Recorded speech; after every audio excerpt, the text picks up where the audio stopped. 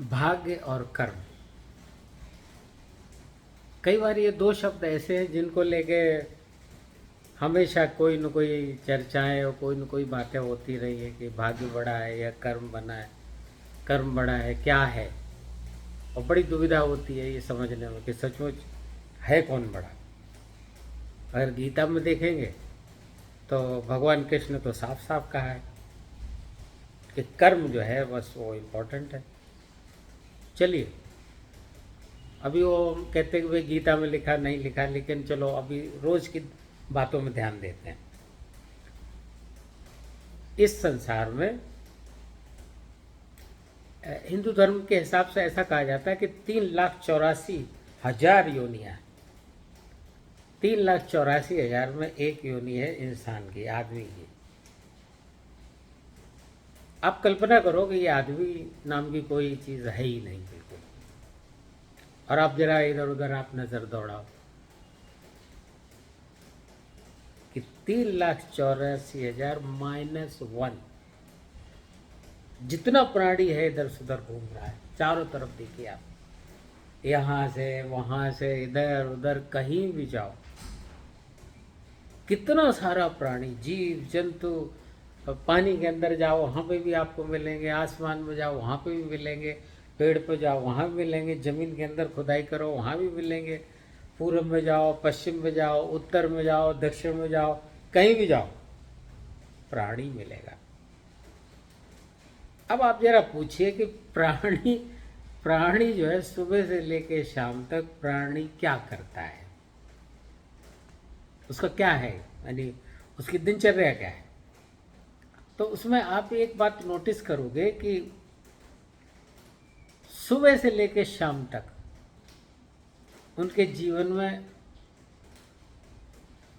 केवल एक ही उद्देश्य रहता है, सरवाइव करना, जीवित रहना। जीवित रहना बस एक ही उद्देश्य है, जीवित रहो। कोई भी ले लो, जीवित रहो, एक ही काम है। अब जीवित रहने के लिए जो सबसे इम्पोर्टेंट चीज है वो है भोजन। अब भोजन की जब हम बात करते हैं तो पानी अपने आप शामिल हो जाता है। कई बार ऐसा नहीं होना चाहिए कि भोजन खा तो पानी नहीं। भोजन में ऐसा कहेंगे कि भाई शरीर को जिंदा रखने के लिए जो शरीर को आवश्यक चीज़ें हैं उनको ग्रहण करना। अब उनको ग्रहण करने के लिए प्राणी को कितना कितना संघर्ष करना पड़ता है। सुबह से लेकर शाम तक पक्षी को देखो, कुत्ते को लो, बिल्ली को लो, चूहे को लो, उल्लू को लो, आप कौए को लो, किसी को लो, हर जानवर हर प्राणी सिर्फ संघर्ष कर रहा है जिंदा रहने के लिए, हाथ पांव मार रहा है और वो सरवाइव कर रहा है। अब सवाल आया कि इससे क्या समझ में आया कि कर्म प्रधान उनका जीवन है, ये तो पक्का समझ में आता है। यदि वो कर्म करना छोड़ दे, अब आप ध्यान दीजिए, यदि वो कर्म करना छोड़ दे तो भोजन नहीं मिलेगा, और जब भोजन नहीं मिलेगा तो रास्ता सीधा सीधा मृत्यु की तरफ जाता है। मृत्यु तो मिलेगी ही, किसी भी हालत में मिलेगी, वो खाते पीते मिले या बिना खाए हुए मिले, लेकिन मृत्यु से तो नहीं बच सकते। अंतिम जो पड़ाव है वो मृत्यु है। मृत्यु के पास जाने के बाद ही फुल स्टॉप लगता है, पूर्ण विराम लगता है, उसके बाद सारी बातें समाप्त हो जाती है। लेकिन इंटरेस्टिंग बात है कि ईश्वर की रचना, ईश्वर को है या जो रचयितक है जिसने भी इस दुनिया को बनाया है, कौन है क्या है, उस विवाद में नहीं जाते। लेकिन ऐसी कोई चीज़ तो है जिसने ये संसार को बनाया, बिना बनाए वो कोई चीज़ नहीं बनती। अपने आप कैसे बनेगी आप बताओ। आप आलू बैंगन और सब काट के रख दो या बाजार से ला के रख दो और कहो अपने आप सब्जी बन जाए, नहीं बन सकती। अपने आप जो है वो मुंह में खाना पेट के अंदर चला जाए, नहीं हो सकता। आपको मेहनत करनी पड़ेगी, आपको स्वयं खाना पड़ेगा, आपको भोजन बनाना पड़ेगा, और उसके बाद या जो भी रहे। तो अब सवाल आया कि भाई चलो, अब जो 3,84,000 में जो एक माइनस किया था वो है आदमी, सबसे विचित्र प्राणी। यही है। मजेदार बात है कि ये प्राणी अपने को जानवर ही नहीं मानता। अब भाई इसके पास इतने ज्यादा पावर है कि अपने को कुछ भी कह सकता है, अपने को राजा भी कह देगा, भगवान भी कह देगा, कुछ भी।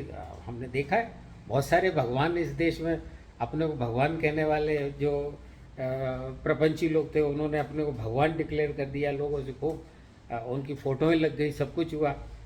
तो ये इंसान, अभी इंसान की फितरत जो है उसके बारे में तो हम एक ही बात कह सकते हैं कि आप कल्पना करके देखो, ये 3,84,000 में केवल ये प्राणी या ये जानवर जिसको इंसान या आदमी कहा जाता है, जो उसने खुद ही अपना नाम दिया है, कोई किसी जानवर ने नाम नहीं दिया, ये आदमी ने ही अपना नाम आदमी दिया है, इंसान दिया है, मैन दिया है, वुमेन दिया है, चिल्ड्रन दिए हैं। ऐसे बहुत सारी व्याख्याएं रहेंगी, अलग अलग भाषा में अलग अलग मिलेंगे, अलग अलग कपड़े हैं, अलग अलग रूप है, काला है, गोरा है, पीला है, सफ़ेद है, सब कुछ तरह का है। तो सिर्फ एक बात सोच के देखिए कि यदि ये प्राणी नहीं होता तो ये संसार कितना सुंदर होता, आप सोच ही नहीं सकते। झरझर बहते हुए झरने, कितने नदियाँ सुंदर होती, कि नदी के किनारे कितनी वनस्पति होती, कितने पशु पक्षी, कितनी तितलियाँ, कितने भंवरे, कितनी कोयले, क्या क्या नहीं होता, ये तो हम आप सोच ही नहीं सकते। हर कोने पर, हर चौराहे पर ये जो, यानी कुछ भी नहीं होता। इस संसार की ऐसी तैसी करने वाला केवल एक जानवर, वो है इंसान। इसने इस संसार को बर्बाद कर दिया, जीने लायक नहीं रखा। हो सकता है हमसे कुछ लोग सहमत ना हो, वे जीने लायक है, ठीक है, उनको वही जीवन पसंद है तो कोई बात नहीं, उसको लेके कोई हम यहाँ पर कोई विवाद नहीं चाहते। लेकिन आप गहराई से विचार करेंगे, इस जानवर ने इतना माहौल खराब किया है, खुद अपना दुश्मन है, अपने लिए कब्र खोदने में लगा हुआ है, अपनी कब्रें खुद खोद रहा है, अपनी अंतिम यात्रा की तैयारी खुद कर रहा है। तो अब सवाल आया कि इस घुड़दौड़ में, अब ये तो कह ही नहीं सकते कि भाई इंसान सारे सुसाइड कर लें, आत्महत्या कर लें, अभी जीवन तो है, हम भी हैं, हम भी बैठे हुए हैं यहाँ पे। तो अब प्रश्न आता है कि भाई अगर हम आप जीने का ढंग अगर आप थोड़ा सुधार लेंगे, हम लोग सब सुधार लेंगे, तो जीने का मज़ा बदल जाएगा। और अगर ये सब लोग ऐसा सोचने लगे, तो अभी ये जो भाग्य और कर्म की जो बात आ रही थी,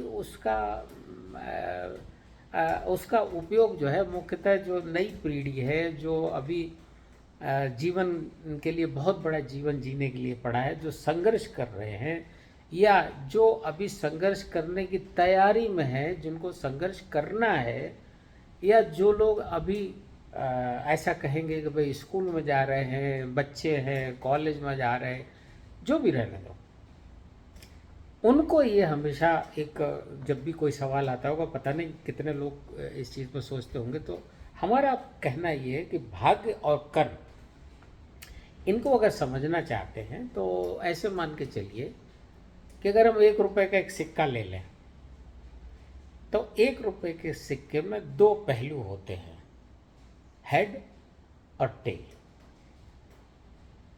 अब आप इस सिक्के को बीच से आधा काट दीजिए, आधा मतलब कैसा, सिक्के के रूप के हिसाब से, आधा आधा आधा सिक्का चंद्रमा की तरह हाफ हाफ नहीं करना, 2 टुकड़े में।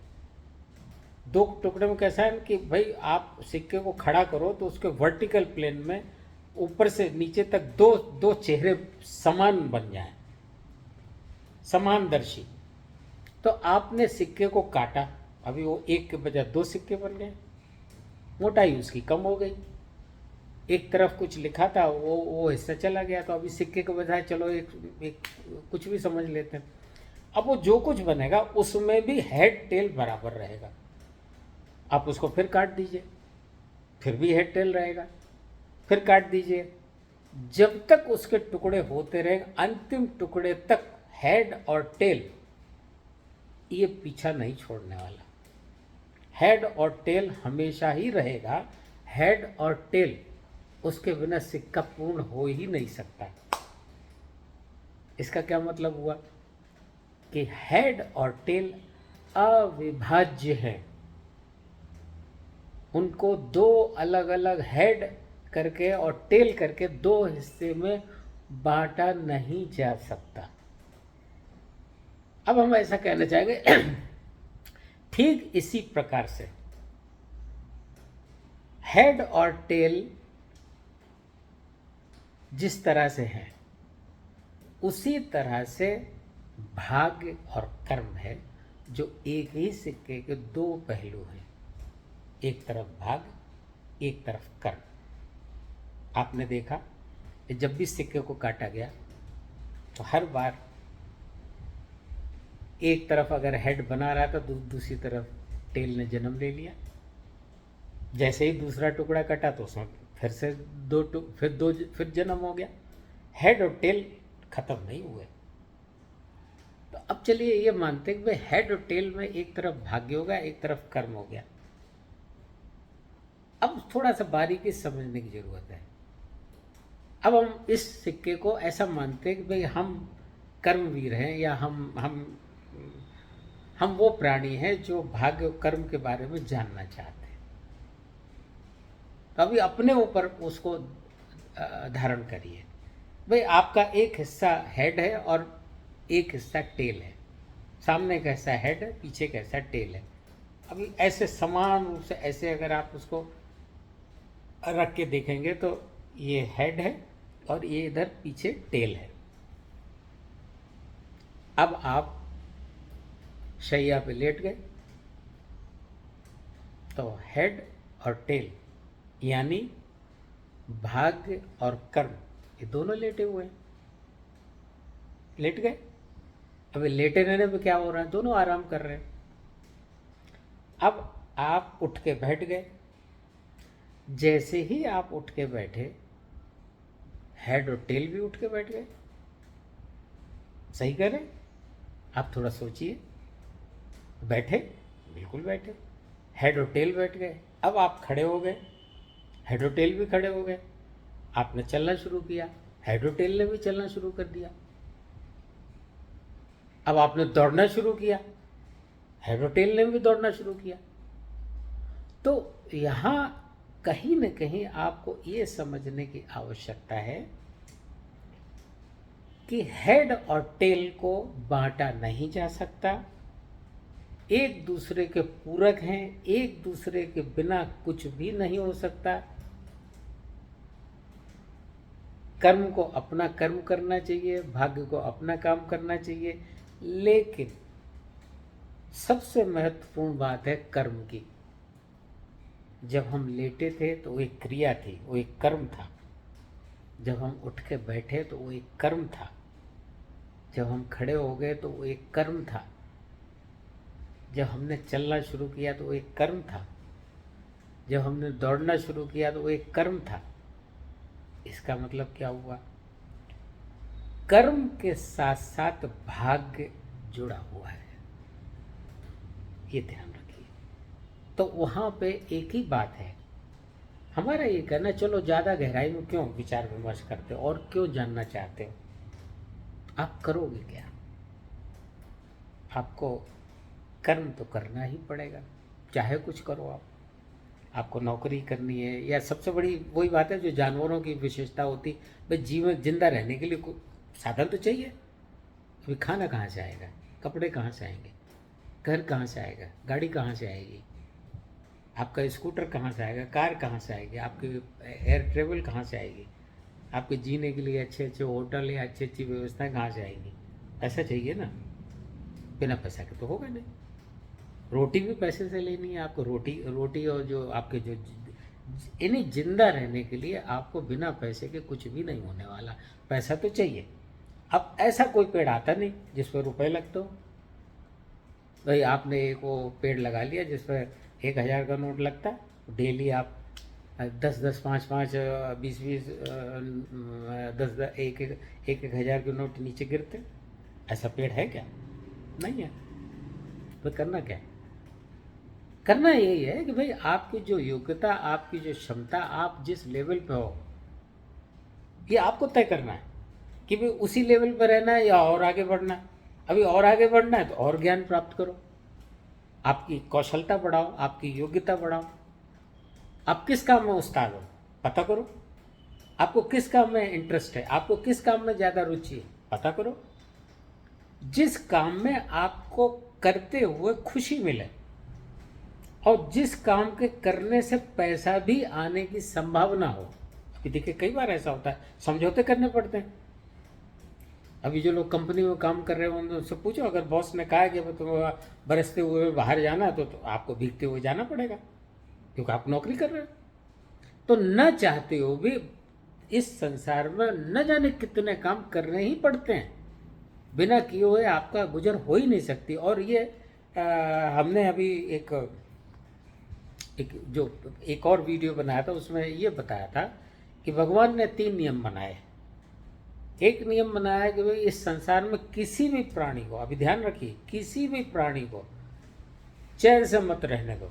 ये भगवान का पहला नियम है, किसी प्राणी को चैन से मत रहने दो। अब आप सोचो, आप कहीं से बड़े प्यार से आए, बड़े उससे आप कहीं पे आके लेट गए, बैठ गए, अचानक मच्छर आ गया, मच्छर ने आपको काटने शुरू कर दिया। कहीं पे खाट में कटमल हो गए, खटमलों ने आपको काटना शुरू कर दिया। तेजी से गर्मी हो गई, आपको पसीना आने लगा। ठंड हो गई, आपको रजाई ओढ़ने की ज़रूरत है, आग तापने की ज़रूरत है। यानी आपको चैन से नहीं रहने देगा। पैसा कमाना है आपको, अभी रूटीन में जाना है, सुबह इतने बजे उठना है, आपको ब्रेकफास्ट करना है, नाश्ता करना है, दोपहर का खाना खाना है, रात का खाना खाना है, आपकी दिनचर्या में सारी चीज़ जुड़ी है, आपको करना है। बिना करे हुए क्या होगा? यानी आप कोई रास्ता ही नहीं। तो इसका मतलब हुआ कि आप चाहे अनचाहे कर्म तो कर ही रहे हो। अब सवाल आया कि हमें अपनी योग्यता बढ़ा के हम अपने जो अपेक्षित चीज़ें हैं उनके बारे में भी सोच सकते हैं। और अगर हम ये समझ लेंगे कि कर्म हमें करना है, हमें अपनी कौशलता सदैव मरते दम तक अपनी कौशलता को बढ़ाना है, अपनी योग्यता को बढ़ाना है। नुकसान क्या है? अब हम रिटायर हो गए, रिटायर होने का ये मतलब थोड़ी कि हमें ज़िंदगी से फुर्सत मिल गई। अभी आत्महत्या तो कर नहीं सकते, लोग करने नहीं देंगे, हम चाहेंगे तो भी नहीं करने देंगे। तो करना क्या है? तो भाई आप ऐसे मान के चलिए कि आपके पास जो भी ताकत है उसके हिसाब से आप कोशिश करें। पैसा मिले या ना मिले, आपकी अपनी ज़रूरत के हिसाब से। अगर आपको पैसा चाहिए तो पैसे के हिसाब से काम करिए। आप हमेशा अपने को व्यस्त रखिए, हमेशा कुछ ना कुछ सोचिए, हमेशा लर्न करिए, सीखिए। सीखने के लिए उम्र नहीं होती कोई। अरे कहा गया है कि आइंस्टाइन का जो दिमाग है वो ऐसा, बहुत से लोग वैज्ञानिक लोगों ने बताया है, अभी वो कितना सही कितनी गलत हो उसमें तो हम कभी भी शक नहीं करते। वही वैचारिक लोग जो बहुत सोच समझ के क्लेम करते हैं। उन्होंने कहा था कि पूरी ज़िंदगी में आइंस्टाइन ने केवल अपना 10% दिमाग का इस्तेमाल किया। इसका मतलब 90% मैदान खाली था। तो हम आपसे ये कहेंगे कि आप अपने इस एम्प्टी, इसके अंदर जो जगह है इसमें भरिए, कुछ भरिए। नुकसान क्या है? अरे भाई ये आपके घर की तरह से नहीं है कि जिसमें एक लिमिट के बाद आपका स्टोर रूम भी फुल हो गया, ये भी फुल हो गया, पार्किंग की जगह भी फुल हो गई, अभी क्या करना, कहाँ जाना है, कहाँ रखना है, ऐसी तो कोई समस्या नहीं ना। यहाँ पे तो इतनी जगह है, इतनी जगह, प्रॉब्लम ही नहीं है। अक्सर हमने देखा है लोग बहुत सारी चीज़ें इग्नोर करते हैं। हमारे एक है ना, जान लेने में नुकसान क्या है? आपको जब भी टाइम मिले कुछ भी जानो। आपका कारपेंटर कैसे काम कर रहा है, आपका राजमिस्त्री कैसे काम करना है, कार का ड्राइवर, ट्रक का ड्राइवर कैसे गाड़ी चला रहा है, एक मैकेनिक कैसे रिपेयर कर रहा है, जूता वाला कैसे रिपेयर कर रहा है। आप जाइए देखिए, आपको पता लगेगा कि ये सारी छोटी छोटी चीज़ें जो है आपकी जो नॉलेज में जब आती हैं, उनको ऑब्जर्वेशन करना शुरू करते हो, आप तरह तरह की चीज़ें जहाँ आपको उनसे रास्ते मिलते हैं, आपको उनसे जो आपकी जो बुद्धि है, जो आपकी कंप्यूटेशन पावर दिमाग की दिमाग जो सोचता है आपका, जिससे किसी परिणाम के ऊपर आप जाते हो, जिससे कोई सोच मिलती है, आपको समझने का मौका मिलता है, उसको काम दो। आप जितना इस दिमाग को ट्रेनिंग दोगे, आप जितना इस दिमाग को सिखाओगे, आप इस दिमाग में जितना भरोगे, आप विश्वास रखिए आपके जीवन में जीने के लिए उतनी ही खुशी, उतनी ही क्षमता बढ़ेगी। ये याद रखिए। तो अभी हम वापस आते हैं कि भाई हम जो कहना चाहते तो ये मतलब है कि भाई भाग्य को मत छेड़ो, भाग्य की बात मत करो। भाग्य आपके कर्म के साथ जुड़ा हुआ, उस पर शंका, समाधान, सवालात बहुत सारे हो सकते हैं, हम ऐसा नहीं बोलते। कहीं पे आप बोलोगे अरे वो एक धीरू भाई अंबानी क्या मुकेश अंबानी पैदा हुए, अभी मुकेश अंबानी का जो भाग्य है ना वो उनको लेके आया। यहाँ हमें भी सोचना पड़ेगा। तो हम ऐसा मान के चलते हैं कि पहली बार हो सकता है कि आपका जन्म वो भाग्य के कारण हुआ। क्यों? जब आपकी उत्पत्ति हुई ही नहीं है तो आपके पास हेड और टेल है ही नहीं। ये ध्यान रखिए, उत्पत्ति नहीं हुई तो हेड टेल भी नहीं है, भाग्य कर्म भी नहीं है। तो उत्पत्ति जो है, उत्पत्ति भाग्य के कारण होती है या हो सकती है। हम ऐसा दावे के साथ नहीं कह सकते, क्योंकि हमें भी इतना थोड़े हम ज्ञान है कि भाई क्या ये हम अपने विचार व्यक्त कर रहे हैं, भाग्य है नहीं है ये तो आप लोग भी सोचो। पर हम अपने विचार व्यक्त कर रहे हैं कि भाई भाग्य जो है वो केवल इस संसार में जन्म लेने तक सीमित है। उसके बाद आपके कर्म, आपके सही फैसले आपको आगे बढ़ाएंगे। आपके थोड़ा भी मामूली सा गलत फैसला आपको गलत रास्ते पे ले जाएगा।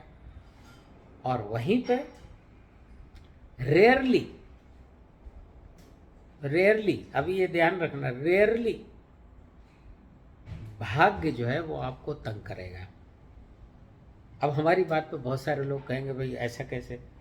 तो हमने एक चीज़ अनुभव की है कि हमने अपनी ज़िंदगी में, हमारे गांव में एक स्त्री जो है वो पागल स्त्री कहीं से अचानक प्रकट हो गई। सुना जाता है कि वो कानपुर से आके, और हम सौरे कन्नौज के रहने वाले, उस समय हम अपने गांव में रहते थे। तो अचानक जो है वो प्रकट हो गई। और हमारे पिताजी जो उस एरिया के बहुत फेमस, बहुत प्रसिद्ध डॉक्टर थे, डॉक्टर धर्मपाल सिंह। तो वो औरत जो है हमारे पिताजी के दवा खाने की सीढ़ियों पर आके बैठना शुरू किया उसने। तो पिताजी से वो पैसे मांगती थी, डॉक्टर साहब पैसे दे दो, पैसे दे दो, चाय पीनी है। पिताजी पैसे दे देते थे। कपड़े, उसको कई बार कपड़े फट जाते तो उसको ये ज्ञान नहीं था कि क्या सही क्या गलत, पागल। लेकिन कितनी आश्चर्य की बात है कि हमने बरसों बरस वो हम छोटे से बड़े हो गए, और वो पागल स्त्री जो है बराबर हम लोगों के सामने रही। बच्चे उस पर कंकड़ फेंकते थे, पत्थर फेंकते थे, वो बदले में कभी भी उसने बच्चों को कभी कंकड़ नहीं मारा। उसको इतना ज्ञान था। और शायद स्त्री गुण की बात थी कि एक पागल आदमी भी हमने देखा था, पागल आदमी लड़कों पे पत्थर मारता था, लेकिन स्त्री ने, उसने कभी लड़कों पे, बच्चों में पत्थर नहीं मारा। ठीक है, ये विवाद का विषय हो सकता है, नहीं होता, वो हम उसमें जेंडर के उसमें नहीं जाना चाहते। लेकिन जो हमने देखा वो हम कंपैरिजन एक शेयर कर रहे हैं कि एक पागल आदमी भी देखा था, वो पत्थर बच्चों पे फेंक के मारता था बदले में। इसने कभी भी बच्चा जिधर जा रहा हो उसके विपरीत पत्थर, मतलब उसके आसपास पत्थर फेंकती थी, इस तरह से फेंकती थी कि उसको न लगे। और उस स्त्री ने अपनी पूरी आयु, उसका जब समय आया, मेरे ख्याल से 15-16 साल तक हमारे ख्याल से थी, हम शायद पूरा इतना ध्यान भी नहीं है, हम घर से बाहर निकल गए थे। वो पूरी जिंदगी उसने जी। अब वो जो जिंदगी थी उसमें ये कहना बड़ा कठिन है कि वो कर्म का रोल था या भाग्य का रोल था। इस विषय में हम भी कई बार उत्तर नहीं है हमारे पास। ऐसा हमें लगता था कि शायद उसका भाग्य था। तो कहाँ से आई, कहाँ आई, हमारे पिताजी जैसे लोग मिले। गांव में एक होटल वाला था, देवी दयाल नाम से। वो होटल वाला भी उसको बहुत मदद करता था, चाय देता था उसको, खाने पीने को देता। और भी बहुत लोग थे, इतने नहीं, बहुत से लोग कपड़े दे देते तो उसको उसको ये आवाज़ नहीं था कि वो कपड़े कहाँ फटे हुए गंदे। पहले ठंड के दिन में जो है वो आग में तापा करती थी लकड़ी जला के, और पूरी रात निकाल देती थी। भयंकर ठंड, उत्तर भारत की ठंड, उसमें वो ऐसे रात भर निकालती थी और कुछ भी बकती रहती थी। हमारे पिताजी से कहती था कि डॉक्टर साहब मेरे ऊपर छुरे चलाते हो, ऐसे बोलती थी। तो पिताजी हमारे हंस देते थे। तो कहने का मतलब है कि यहाँ पे ये जो घटना हम इसलिए बता रहे हैं कि देखिए, सबसे पहली बात देखिए, इस संसार में जिसको भी जीवन मिला है, अधिकांश लोग अपना जीवन बहुत अच्छी तरह से, अच्छी तरह हो या खराब तरह हो, एक चलिए अलग विषय, लेकिन उनको आभास नहीं होता। अभी जैसे वो जो स्त्री की बात कर रहे पागल की, उसको ये पता नहीं था कि अच्छा सुख क्या है दुख क्या है। वो तो संसार से परे थी, वो तो विलुप्त एक तरह से ऐसी थी कि निर्लिप्त थी। उसको कुछ पता नहीं था कि अच्छा क्या है बुरा क्या है। वो अपने सिर्फ रोज का खाना पीना जीना, इसके अलावा एक ऐसी जिंदगी थी। तो ऐसा मान के चलिए, यदि ईश्वर ने आपको जन्म दिया है तो आप विश्वास रखिए, उसने आपको सारे साधन के साथ पैदा किया है। उन साधनों में आप पैदा होने के बाद तुरंत भाग्य और कर्म का जन्म हो जाता है। भाग्य और कर्म के हिसाब से फिर आगे बढ़ना शुरू हो जाता है। वहाँ यही कहेंगे कि ज़्यादा गहराई में मत जाओ, इस चक्कर में मत करो। सिर्फ एक बात ध्यान रखो, यदि कर्म नहीं करोगे तो आपका भाग्य का के दोष दोगे। बैठे बैठे तो पक्की गारंटी है कि आप कामयाब नहीं हो सकते। ये तो आप पक्का मानेंगे। कितना भी आपका भाग्य जोर हो, क्या जोर लगाएगा भाग्य, वो भी सोच के देखो। तो आप ऐसे मान के चलिए कि एक तो जिद्दीपन चाहिए आपके अंदर, एक जिद होना चाहिए कि हम ये करके मानेंगे, हम ऐसा हो के मानेंगे। और वो होने के लिए आपको एक तरह से अपने को डुबो देना चाहिए। आप ऐसे मान के चले कि ये सारा जीवन हमारा, हर वक्त हम पॉजिटिव होके जिएंगे, हम हर वक्त अपने को श्रेष्ठ बनाएंगे। और ये ध्यान रखिए कि आप जो भी कार्य करें उसमें यदि आप ये तय कर लेते हो कि हमसे बेहतर दूसरा काम नहीं कर सकता, आप गौरवशाली बनो, अपने कार्य पे गर्व करो, संपत्ति पर नहीं। हमने देखा बहुत सारे लोग जो हैं, एक बड़ी लंबी चौड़ी, अक्सर हमने देखा है फेसबुक पर, खास तौर पर देखा है, बहुत ही कम लोग ऐसे देख रहे होंगे जो कार खरीद के लेके आते हैं। कार खरीद के आने के बाद जो एक बड़ी बढ़िया सी सेल्फी निकालते कार के साथ खड़े होकर। अब हम ये नहीं कहते वो लंबी कार थी, चौड़ी कार थी, महंगी कार थी, सस्ती कार थी, कैसी भी कार रहने दो। कार जो है वो किसी भी प्राणी के जीवन की एक सपने में एक हिस्सा रखती है। भाई हर व्यक्ति चाहता है कि हमारे पास कार तो हो। टू व्हीलर तो आजकल की डेट में बहुत ज़रूरत की चीज़ हो गए। कार ज़रूरत की चीज़ हम नहीं मानते, वो एक अलग श्रेणी में आती। भाई आवश्यकता से थोड़ी ऊपर चीज़ हो जाती। आपकी आवश्यकता तो स्कूटर से भी पूरी हो सकती है, लेकिन कार में आपको छत मिल जाती है। अब वो छत में भी है कि भाई आपको मर्सिडीज लेनी है कि BMW लेनी है, या आल्टो लेनी है, या आपको नैनो लेनी है। तो अब आया कि ये जो चीज़ें खरीदी जाती हैं वो अपने औकात के हिसाब से, औकात इन द सेंस धन संपत्ति के साथ, कि आपके पास जमा धन कितना है, आपकी परचेजिंग पावर क्या है, उसके ऊपर। लेकिन एक जो सबसे बड़ी बात जो हम कहना चाहते थे कि एक व्यक्ति कार खरीदता है और खरीदने के बाद एक बढ़िया सी सेल्फी कार के साथ खड़े होकर खींचता है और किसी भी मल्टीमीडिया के प्लेटफॉर्म पर, खासतौर पर फेसबुक पर डाल देता है। लेकिन उस समय आप जरा ये देखिए कि वो फोटो डालने के पीछे उसका इंटेंशन क्या था। जरा सोच के देखिए उसका भाव क्या था, उसके मन में क्या विचार थे जो सोच के उसने फेसबुक पे वो कार के साथ फोटो डाली। एक बात। दूसरी तरफ किसी बड़े अच्छे खासे होटल या किसी उसके सामने खड़े होकर फोटो डाल दी, कहीं कोई क्रूज पे जा रहा है, उस पर एक फ़ोटो खींच के डाल दी, दुबई में खड़ा है तो एक फ़ोटो खींच के डाल दी, विदेश में किसी जगह तो एक फ़ोटो खींच के डाल दी। सब फोटो डालने के पीछे आप जरा ये सोचिए कि इंटेंशन क्या है। तो चलिए कार से लेते हैं पहले। कार में आपने देखा कि कार डाली तो हम छोटी सी बात जानना चाहते हैं कि उसका इंटेंशन ये रहता है कि देखो सब लोगों, देखो जो भी मुझे जानते हो, आज मैंने ये कार ले ली है। इसका मतलब कार एक बहुत बड़ी चीज़ थी, और वो बड़ी चीज़ इतनी बड़ी चीज़ थी कि जिस व्यक्ति ने वो फ़ोटो डाली है वो उससे भी ज़्यादा बड़ी थी, इसलिए उसने फ़ोटो डाली कि देखो मैंने इतनी बड़ी चीज़ ले ली है। यानी आप सोच के देखिए कि अपने से ज़्यादा बड़ी वो कार है, तो वो फ़ोटो किसकी ले रहा है? अपनी ले रहा है कि कार की ले रहा है? एक्चुअली वो कार की फ़ोटो है, एक्चुअली वो कार की फ़ोटो दिखा रहा है आपको। अपनी फ़ोटो तो बाय डिफ़ॉल्ट साथ में है, अब उसके साथ वो अपना रिश्ता जोड़ रहा है कि भाई ये कार मैंने ली। अब हम ऐसे कहेंगे भाई देखो ये कार लेना जो वो कर्म का ही फल था, अगर वो कर्म नहीं करता तो कार नहीं ले सकता था। अब किसी ने बड़ी भारी कार ले ली, महंगी वाली कार ले ली, तो उसमें आप देखोगे कि वो भी दूसरी तरफ से अगर आप विचार करोगे कि वो दूसरी फोटो, तीसरी फोटो कोई भी रहने दो, अगर आप ठीक से ध्यान दोगे तो आपको पता लगेगा कि उसके पीछे छिपी हुई मनोविज्ञान क्या है। तो एक्चुअल में क्या होता है, अधिकांश लोगों में हीन भावना रहती है।